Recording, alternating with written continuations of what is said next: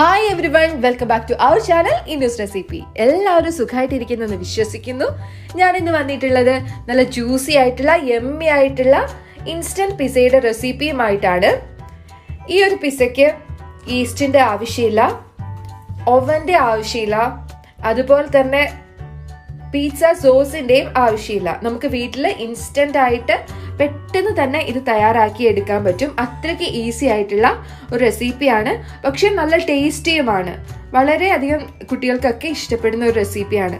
നമുക്കിത് എങ്ങനെയാണ് ഉണ്ടാക്കുന്നതെന്ന് നോക്കാം. ഞാനൊരു ചെറിയ പിസ്സ ആണ് ഉണ്ടാക്കി എടുക്കുന്നത്. അപ്പോൾ നിങ്ങൾ എടുക്കുന്ന മൈദയുടെ അളവനുസരിച്ച് ബാക്കിയുള്ള അളവുകളും കൂട്ടിയെടുക്കണം. 1/2 ഗ്ലാസ് മൈദയാണ് ചേർത്ത് കൊടുത്തിട്ടുള്ളത്. അതിലേക്ക് 1 പിഞ്ച് ഉപ്പ്, 1/4 table spoon baking powder, 1 pinch baking soda, അതുപോലെ 3 സ്പൂൺ കേർഡ്, നല്ല കട്ടിയുള്ള അതുപോലെ തന്നെ പുളി ഇല്ലാത്ത കേർഡ് ചേർത്ത് കൊടുക്കുക, കട്ട തൈര്. പിന്നെ ഈ മാവ് ഒന്ന് കുറച്ച് ലൂസ് ആവാൻ വേണ്ടിയിട്ട് ഏതെങ്കിലും സ്മെല്ലില്ലാത്ത വെജിറ്റബിൾ ഓയിൽ 1 ടീസ്പൂൺ ഒഴിച്ചു കൊടുക്കാം. നമ്മൾ ആദ്യം ഇത്രേ ചേർക്കുന്നുള്ളൂ. അതിനുശേഷം നന്നായിട്ടൊന്ന് കുഴച്ച് നോക്കണം നമ്മുടെ പാകത്തിന് എത്തിയിട്ടുണ്ടോ എന്ന്. ചപ്പാത്തി മാവൊക്കെ കുഴയ്ക്കുന്ന രീതിയിൽ തന്നെ നമ്മൾ കുഴച്ച് നോക്കുകയാണ്. ഇപ്പം മതിയായിട്ടില്ല, കുറച്ചുകൂടി ചേർത്ത് കൊടുക്കണം.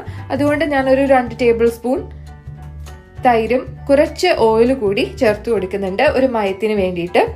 എന്നിട്ട് നന്നായിട്ട് വീണ്ടും കുഴച്ച് എടുക്കാൻ പോവുകയാണ്. പൊറോട്ടയുടെയൊക്കെ ആ മാവിന്റെ ഒരു കൺസിസ്റ്റൻസിയിലേക്കാണ് വരേണ്ടത്.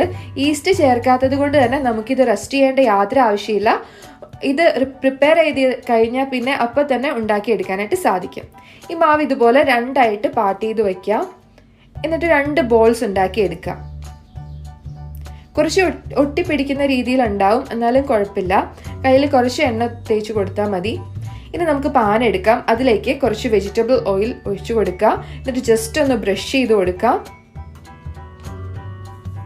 അതിലേക്ക് ഒരു ബോൾ വെച്ചിട്ട് ഇതുപോലെ പരത്തി കൊടുക്കുക. നല്ല സോഫ്റ്റ് ആയിട്ടുള്ള ഡവാണ്.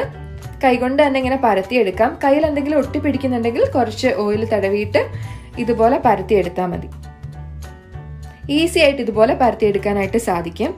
ഇനി നിങ്ങളുടെ കയ്യിൽ ചീസ് ഉണ്ടെങ്കിൽ ചീസ് അതിലേക്ക് സ്പ്രെഡ് ചെയ്ത് കൊടുക്കാം. എൻ്റെ കയ്യിലുള്ളത് ബ്രെഡിലൊക്കെ സ്പ്രെഡ് ചെയ്യുന്ന ചീസ് സ്പ്രെഡ് ആണ്. ഇത് സൂപ്പർ മാർക്കറ്റ്സിലൊക്കെ ഈസിലി അവൈലബിൾ ആണ്. ഇത് കുറച്ച് ഇതുപോലെ തേച്ച് കൊടുക്കാം. നമുക്ക് വീട്ടിലുണ്ടാക്കി എടുക്കാവുന്ന ഹോം മെയ്ഡ് ചീസ് ഉണ്ടല്ലോ, അതാണ് നിങ്ങളുടെ കയ്യിലുള്ളത് എങ്കിൽ അതൊന്ന് മെൽറ്റ് ചെയ്ത് ഇതുപോലെ ആക്കി കൊടുത്താൽ മതി. ഇനി ചീസ് വേണ്ടാന്നാണെങ്കിൽ ഈ സ്റ്റെപ്പ് ഒഴിവാക്കാം. നടുക്ക് ഭാഗത്ത് നല്ലപോലെ തേച്ച് കൊടുക്കാം. ഇനി 2ാമത്തെ ബോൾ എടുത്ത് അതും ഇതുപോലെ ഒന്ന് പരത്തിയെടുക്കാം. എന്നിട്ട് ഇതിന് മുകളിലേക്ക് ലെയറായിട്ട് നമ്മൾ വച്ചു കൊടുക്കുകയാണ് ചെയ്യുന്നത്. ഇപ്പം ഇതിൽ കുറച്ച് ഹോൾസ് തനിയെ വന്നിട്ടുണ്ട്. അപ്പം ഞാൻ ഇതിൽ എക്സ്ട്രാ ഹോൾസ് ഒന്നും ചേർത്ത് ഇട്ട് കൊടുക്കുന്നില്ല. ഇപ്പം നിങ്ങളുടെ നല്ല ക്ലീൻ ആയിട്ട് കിട്ടിയിട്ടുണ്ടെങ്കിൽ അതിൽ ഒരു ഫോർക്ക് വെച്ചിട്ട് കുറച്ച് ഹോൾസ് ഇട്ട് കൊടുക്കാം. അല്ലെങ്കിൽ നമ്മളിത് ബേക്ക് ചെയ്യുന്ന സമയത്ത് ഒത്തിരി പിസ്സ പൊങ്ങി വരാൻ ചാൻസ് ഉണ്ട്. ഇതിൻ്റെ സൈഡ് ഭാഗം ഇതുപോലെ ഉള്ളിലേക്കൊന്ന് മടക്കി വെച്ച് കൊടുക്കുക. എന്നാലേ നമ്മൾ ഷോപ്പിൽ നിന്ന് വാങ്ങുന്ന പിസ്സയുടെ രീതിയിലേക്ക് വരുള്ളൂ. എന്നിട്ട് ഇതുപോലെ അമർത്തി കൊടുക്കുക. നമ്മുടെ ക്രസ്റ്റ് റെഡി ആയിട്ടുണ്ട്. എന്നിട്ട് ചീസ് കുറച്ചുകൂടി സ്പ്രെഡ് ചെയ്ത് കൊടുക്കാം.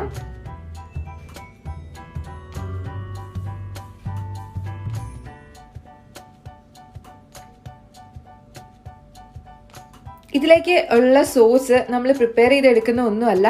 നമ്മൾ കടയിൽ നിന്ന് വാങ്ങുന്ന ചില്ലി സോസ്, അതുപോലെ ടൊമാറ്റോ കെച്ചപ്പ്, ഇത് 2 കൂടി മിക്സ് ചെയ്തിട്ട് ഈക്വൽ അളവിലെടുത്ത് മിക്സ് ചെയ്തതാണിത്. എന്നിട്ട് ഇത് ഇതുപോലെ സ്പ്രെഡ് ചെയ്ത് കൊടുക്കുകയാണ്.